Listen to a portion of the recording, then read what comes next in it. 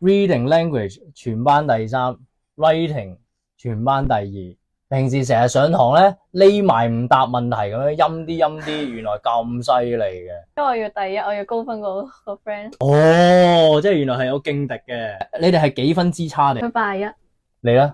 我唔記得咗，69.8。都爭幾遠喎。唔緊要，我哋唔會 cut 走呢段嘅。咁你咁叻，梗係要送翻個獎學金。獎金獎品非常豐富，價值係幾多啊？1000幾啊？1000幾蚊喎。OK，呢1000幾蚊你會點用先？買專輯。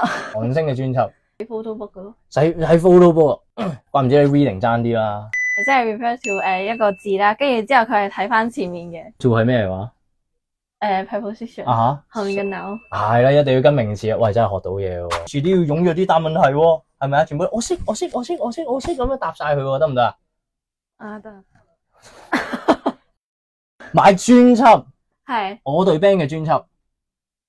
係。記得喎，你之前係咪講嗰個 Girl Idol？G Idol。